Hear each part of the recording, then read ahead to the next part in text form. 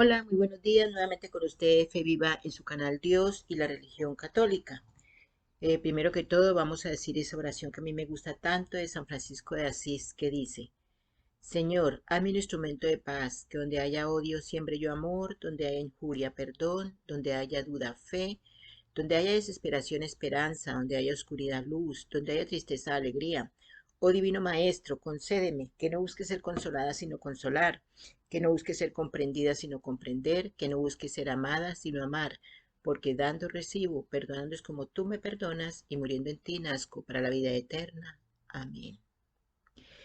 Ya que me gusta tanto mencionar a San Francisco de Asís, pues para los que no lo saben, San Francisco de Asís sufrió mucho de la vista, bastante que sufrió porque imaginen en esa época tan difícil para que la ciencia no estaba tan avanzada como lo está ahorita, ¿verdad?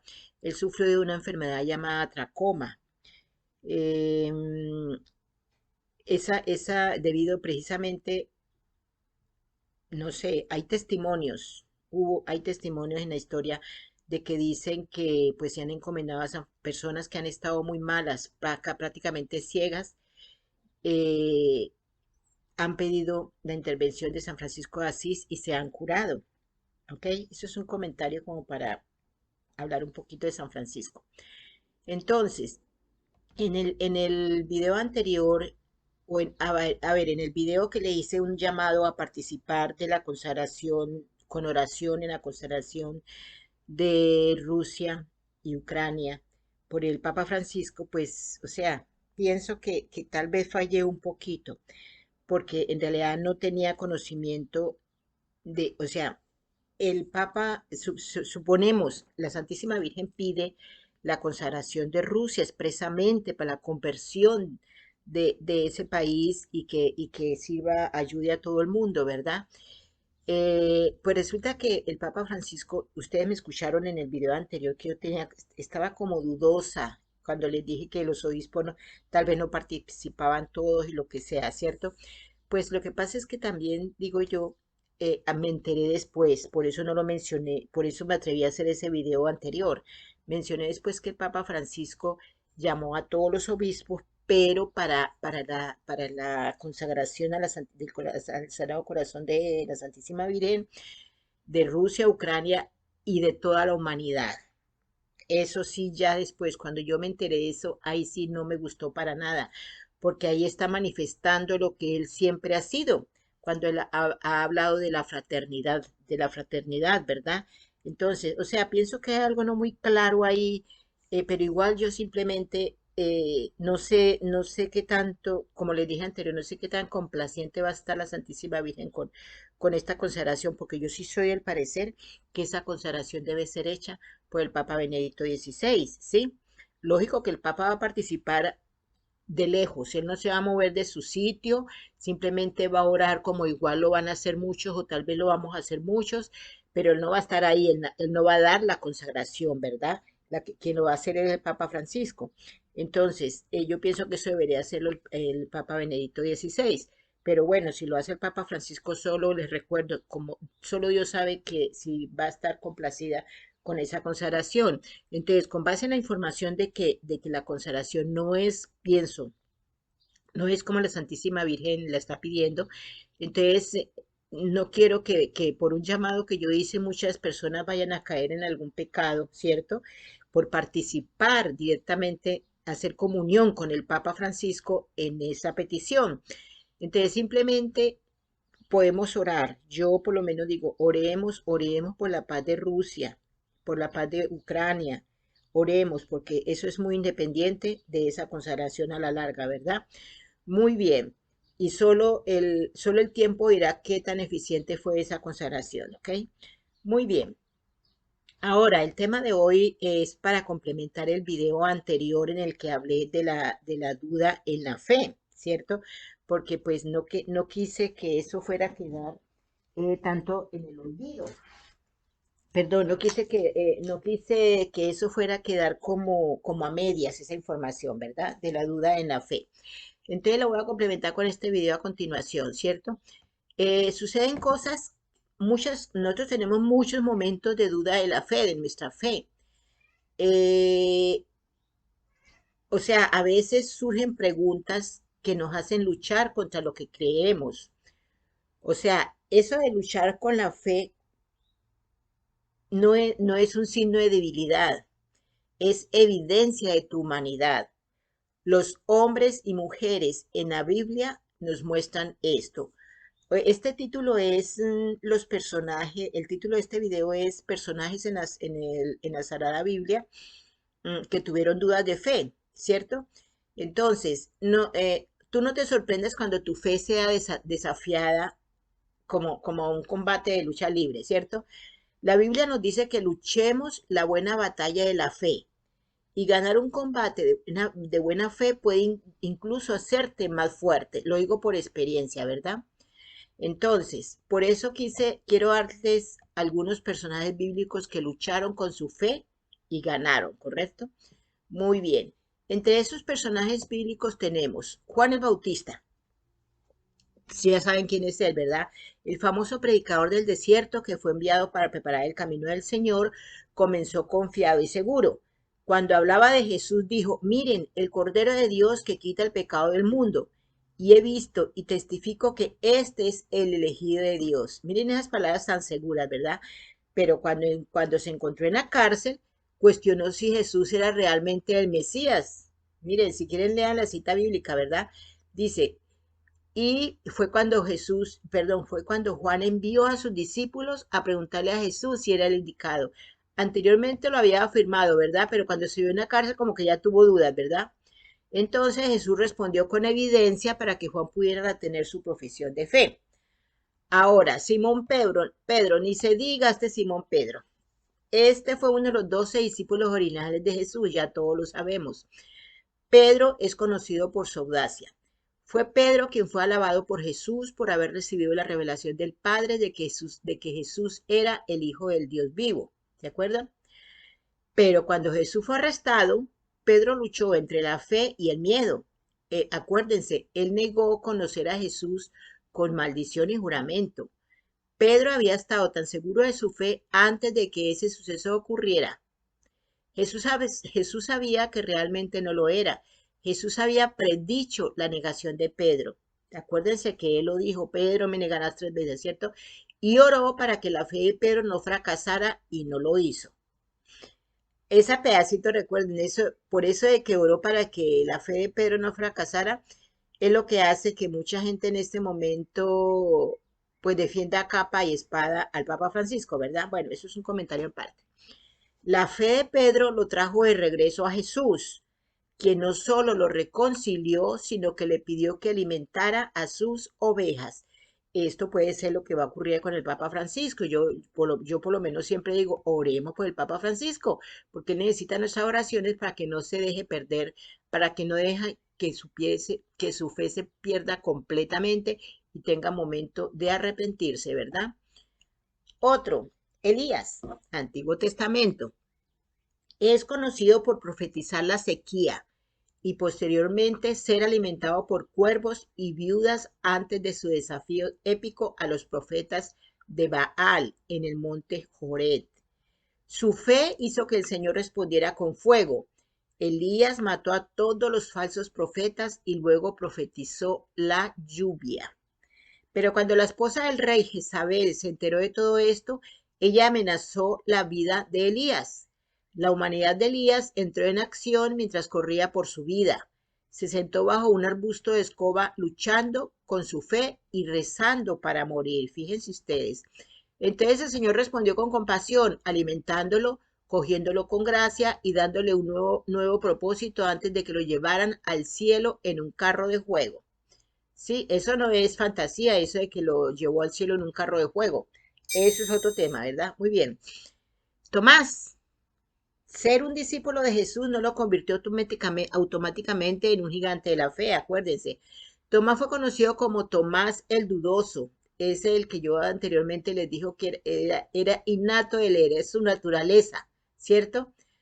La duda, porque luchó con la verdad de que Jesús resucitó de entre los muertos. Por eso yo a este ejemplo lo pongo como número 1, porque imagínense, estuvo con Jesús, ¿sí? Él El mismo Jesús les dijo a sus discípulos que él iba a resucitar al tercer día. Y más sin embargo, él no lo creía, ¿verdad? Pero su lucha con la fe fue tan humana como el etiquetado de él. Tomás no fue el único discípulo que luchó con la verdad de la resurrección. Todos los discípulos lucharon por creer cuando María y las otras mujeres vinieron y les dijeron que Jesús estaba vivo, que Jesús estaba vivo. Eso lo vemos en Lucas capítulo 24, versículos 10 y 11. Es importante señalar la gracia de Dios para aquellos que luchan. El 11º discípulo no creyó hasta que Jesús se les apareció y luego apareció de nuevo solo para Tomás. ¿Sí? Muy bien. Ahora, el padre de un niño enfermo. Esto es Nuevo Testamento. O sea, es buenísima esa historia. Es cuando hay un padre con un hijo que está mudo y tiene convulsiones. Entonces él lleva a sus hijos, los discípulos de Jesús para ser sanado. No hay ninguna diferencia. Luchando con su fe, lleva a su hijo a Jesús y le pregunta si Jesús puede ayudar, ¿no? Imagínense.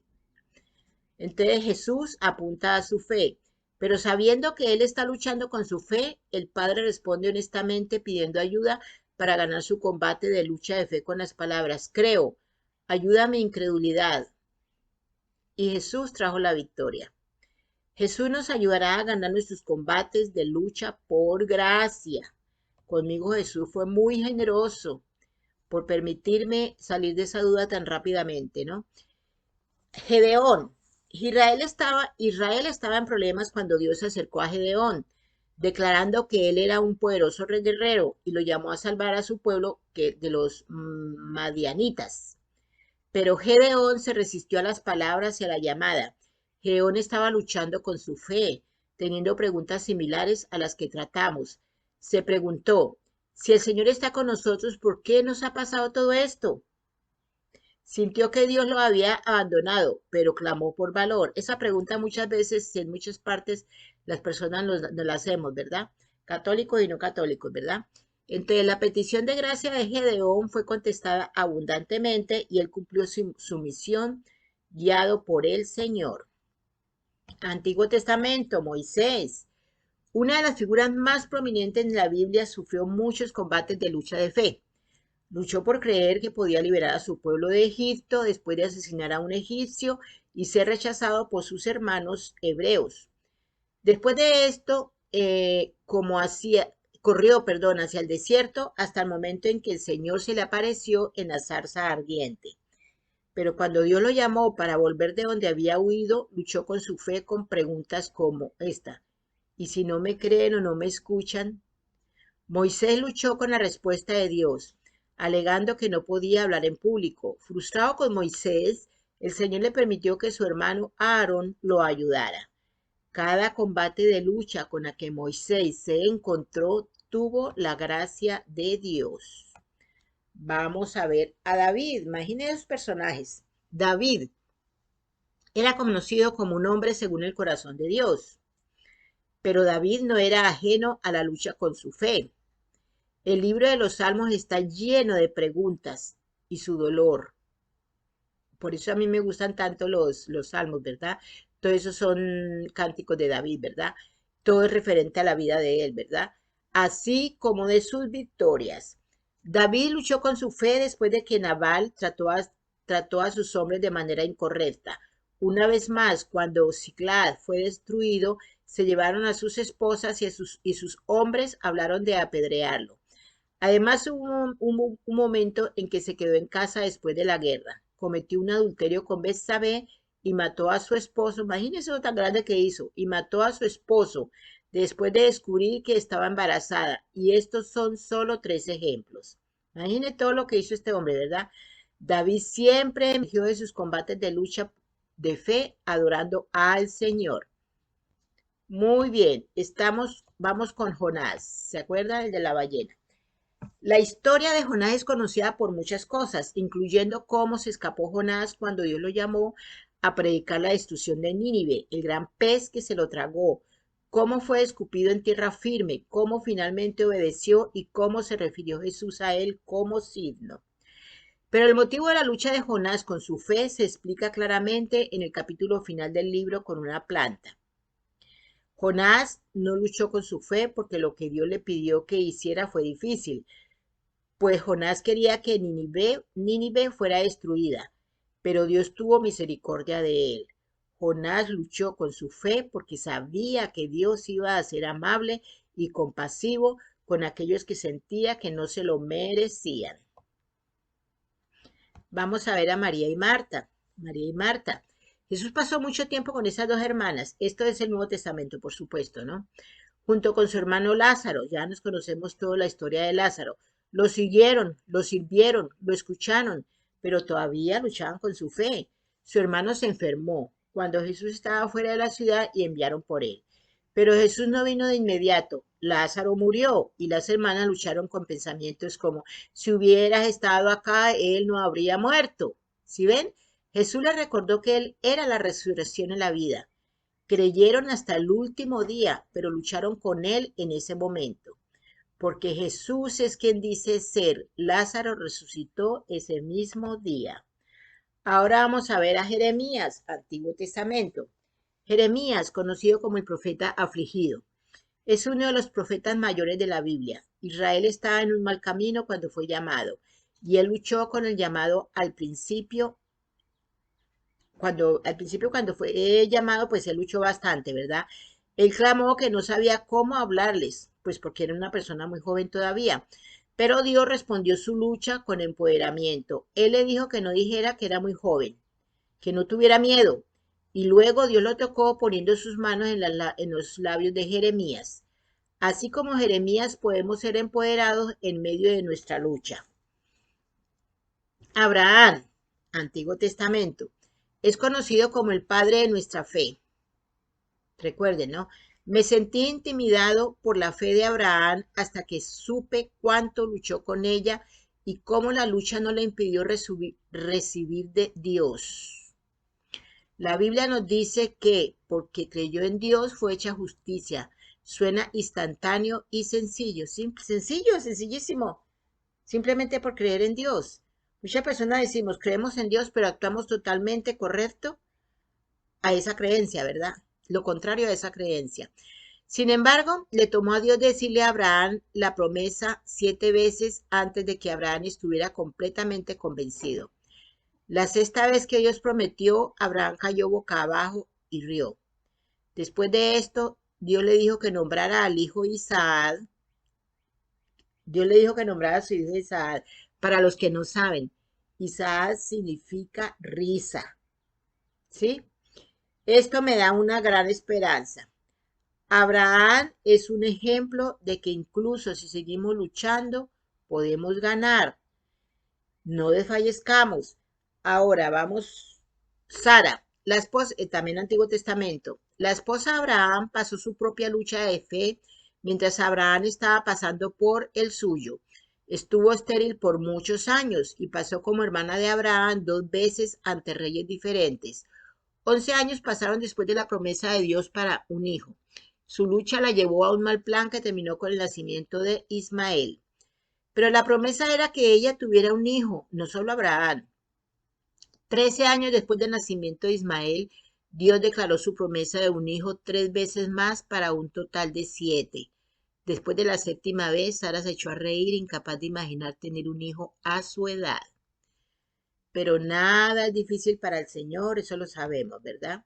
Ahora bien, Jesús nuestro Salvador. Jesucristo sabía quién era y cómo iba a morir. Él ya sabía, imagínense, es Dios. Él dijo, cuando haya levantado al Hijo del Hombre, entonces sabrás que yo soy Él y que no hago nada por mi cuenta, sino que solo hablo lo que el Padre me ha enseñado. Pero en el jardín de Getsemaní sintió nuestra humanidad bajo la intensa presión. Preguntó si había otra manera, sabía que no la había y se quedó con lo que sabía y cumplió su misión de dar su vida por nosotros. Imagínense, y todavía dicen que el Papa Francisco dice que Jesús fracasó en la tierra, habráse visto. Jesús ganó todo para nosotros en su combate de lucha. Declaró, está terminado. Entonces, ¿cómo puedes ganar? La fe es poner tu confianza en algo o en alguien, así como lo hicieron estos personajes que les acabé de mencionar. Entonces, cuando tu fe está siendo desafiada, las preguntas nos obligan a luchar para mantener nuestra confianza donde la colocamos, ¿cierto? Entonces, aquí hay tres cosas que puedes usar para ganar tu combate de lucha libre con tu fe. Quédate con lo que sabes. Recuerda las promesas de Dios, las oraciones que Él respondió en su vida y su historia personal con Él. Esto puede acallar las preguntas de qué pasaría, si qué y por qué. Tener fe en Dios. Eso es igual que un niño alcanza a un padre cuando está asustado. Podemos elegir alcanzar a Dios a través de la oración y la adoración, recordándonos que Él es más grande que nuestro oponente. Ahora, busquemos ayuda. A veces necesitamos pedir oración o buscar por el consejo de un amigo o pastor. No, o sea, no hay nada de vergonzoso en tener que pedir ayuda, ¿verdad? Pero yo personalmente digo, cuando alguien me dice que tiene un problema, que está en un problema con su esposo, que bueno, tantos problemas que hay entre la humanidad, ¿verdad? Yo soy una que alguna vez le dije a alguien, ¿y a qué va a ir al psicólogo? ¿A qué va a ir al psiquiatra, perdón? Ese dinero que usted va a ir al psiquiatra, ahórreselo. Tenemos a un psicólogo que es gratis, el mejor psicólogo es gratis, él no nos cobra nada. Y ese es nuestro Señor Jesucristo. Pero eso lo podemos decir cuando tenemos fe. Del contrario, pues no vamos a poder asegurar eso, ¿verdad? Muy bien. Espero que con esa breve narración de personajes bíblicos sepan ustedes, se den cuenta que no somos los únicos que tenemos dudas. Durante toda la humanidad han habido grandes dudas de fe, ¿verdad? Entonces, yo te voy a hacer una pregunta. Te voy a relacionar unos pecados graves, unos poquitos pecados, unos 6 pecados graves que muchas personas hemos tenido o tenemos, o irán o tendrán, ¿verdad? A ver, si tú eres uno de los que dice, escucha atención lo que voy a decir. Si tú eres uno de los que dice, el infierno no existe, el infierno está aquí en la tierra. Dios mío, ora para que no te toque comprobar lo que es verdaderamente el infierno y que ya sea tarde para ti. También si tú eres uno de los que dicen, eh, en la Sagrada Hostia no es la presencia real de Jesucristo, eso es simplemente un recordatorio. Jesús lo dijo. O sea, esas personas que no conocen bien la palabra de Dios y que no escuchan, no han leído la cita bíblica en la cual Jesús dice que ese es su cuerpo y esa es su sangre, simplemente muy orondamente van diciendo que eso es un recordatorio, que allí no está la presencia real del Señor Jesucristo. Pues para estas personas que aún están así, por favor, eh, la presencia real de Jesucristo es algo innegable. Solo los protestantes dicen lo contrario. No caigamos en el protestantismo, ¿verdad? Y si ya lo estás, puedes muy fácilmente salir de él. Es cuestión de que te enteres exactamente lo que exactamente dice la palabra de Dios, ¿verdad? Entonces, si tú dices, no me confieso ante un hombre igual que yo, o sea, yo que me voy a confesar ante un hombre que tiene más pecados de los que yo tengo, ¿verdad? Estás en un grave error. Si tú leyeras la palabra de Dios, te darías de cuenta que Jesús mismo instituyó la confesión. Así como instituyó la Eucaristía, Él instituyó la confesión. Los que no se confiesan son los protestantes que van y se encierran en un cuarto y dice, yo me confieso directamente con Dios, ¿verdad? Entonces, eso va complementado con otra declaración que hacen algunos católicos que dice, inclusive, y todos los protestantes, ahí sí me atrevo a decir que todos los protestantes, yo no me confieso porque yo no tengo pecados. Tú hablas con un protestante y te dice, ¿tú tienes pecados? No, ellos nunca tienen pecados, ¿cierto? Imagínense, hasta más santo de los santos, lo menos que tiene son 7 pecados. Bueno, Ese caso, o sea, estos casos que yo les estoy poniendo acá directamente, son casos que yo he escuchado directamente de boca de católicos. Ni los averigüé en un libro, ni los averigüé en una charla, nada, en una conferencia de alguien, no. Esas respuestas simplemente las escuché directamente de personas directamente que yo conozco, que dicen ser católicas, ¿correcto? Ahora, en la Sagrada Eucaristía no está la sangre de Cristo. A nosotros no nos dan vino. Ese fue el gran pecado que yo cometí. ¿Recuerdan lo que les comenté en el video anterior? Muy bien. Otra cosa, yo puedo hablar con Dios sin necesidad de ir a la Santa Misa. Los protestantes dicen, no, yo me entiendo con Dios, yo simplemente cuando quiero hablar con Dios, yo hablo con Él, yo no tengo que ir a ninguna parte. Y hay católicos que dicen eso, yo no tengo que ir a misa. Yo te pregunto, ¿qué tal estaría tu conciencia si tú durante muchos años con intención, no vas a ver a tu mamá, por ejemplo, o a tu papá, no los ves, pero simplemente porque no quieres ir a verlos? Porque tú te conformas con de pronto cada 6 meses hablar con ellos por teléfono, ¿sí? De pronto a ella, ahorita en video, porque pues hay más facilidad. Tu conciencia estará tranquila que tú no quieras ver a tus hijos personalmente, perdón, a tus padres personalmente y hablar con ellos personalmente y darles un abrazo. ¿Tu conciencia te dejará tranquilo? Yo no creo, permítame que le diga, pero yo no creo. Eso pasa con Dios. Dios tiene su casa, Él tiene su iglesia, su casa aquí en la tierra, que es la Santa Iglesia. Y Él pide que nosotros vayamos a orar porque allá es donde Él está, ¿sí? Él está esperando de que nosotros vamos, está esperándonos allá que nosotros vayamos a saludarlo, que vayamos a contarle nuestras cosas. Él las sabe, él sabe todo lo nuestro, pero él quiere que nosotros se lo digamos directamente allá en su casa, ¿cierto? Resulta que tú por pereza simplemente dices, no, yo no, en cualquier parte yo puedo hablar con Dios, ¿verdad? Típico protestante, ¿cierto? Em, y esta que sí, mejor dicho, a mí me parece esta afirmación grave. Todo esto lo he escuchado de personas católicas. Yo soy católica, pero no fanática. Habráse visto. Ustedes saben que aquí la gente, los hombres, normalmente son fanáticos de algo.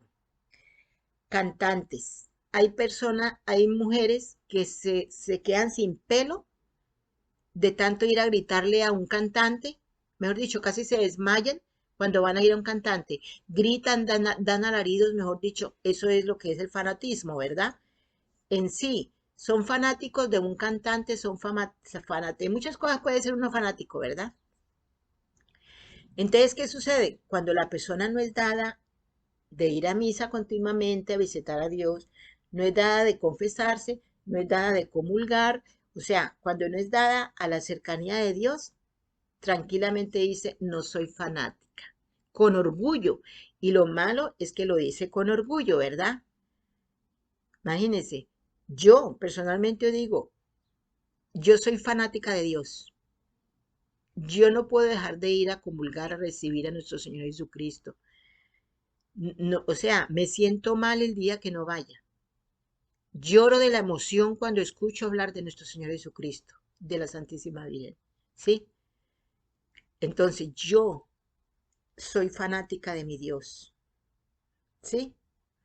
En el buen sentido de la palabra del fanatismo, porque fanatismo quiere decir a la persona que dice yo no soy fanática tratándose de la religión, tratándose de nuestro Señor Jesús, tratándose de Dios, tratándose de las cosas espirituales, dice yo no soy fanática, son aquellas personas que no van a misa, que dicen que no son fanáticas porque no van a misa, que nunca casi se confiesan, que porque no se comulgan, que porque no leen la palabra de Dios seguido, esas son las que dicen que no soy fanática, ¿cierto?